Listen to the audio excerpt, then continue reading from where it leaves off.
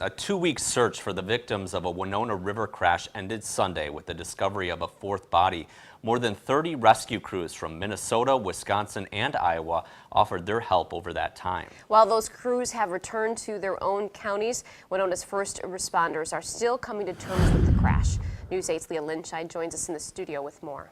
Winona's rescue crew is made up of volunteers who gave up their free time and sometimes their work time to respond to these emergencies. They all have jobs, families, and other responsibilities.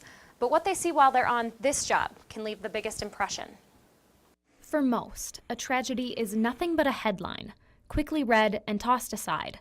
But for those involved in the loss, things aren't so easily forgotten. It will, definitely disrupt your family life, your work life. Brian Burke leads the Winona rescue crew that first pulled an SUV from the frozen Mississippi River earlier this month. He and his crew have spent the last 2 weeks searching for victims of the river crash. That search came to an end Sunday. You can't get used to it, you can't be cold-hearted.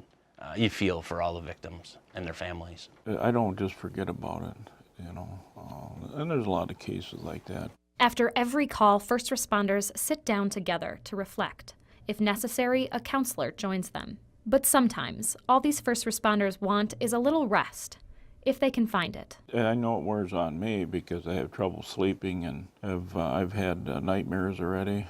Fallen out of bed, broke my ribs. Family members bear the brunt of the hurt as well. Sometimes it's from 8 in the morning till 8 at night, all day. You don't see them. But we get through it. We manage it. In his 30 years with the rescue crew, Burke says he's seen too much death. He takes days off work and misses time with his son to spend it looking for someone else's. But to Burke, it's a responsibility. It is difficult for a lot of people. A lot of people will say, I can't believe you do what you do.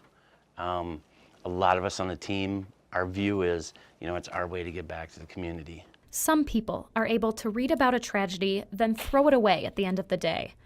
For these people, who deal with death all too often, it's not so easy to forget. Brian's busy schedule at the crew hasn't scared his 15-year-old son away from getting involved. He's enrolled in scuba diving classes, and he says he plans on joining the rescue team with his father once he's old enough. Thank you, Leah. First responders in every department, including fire, ambulance, and police, sit down after accidents to discuss them as a group. If crew members ask to see a counselor one-on-one, someone is always available to them.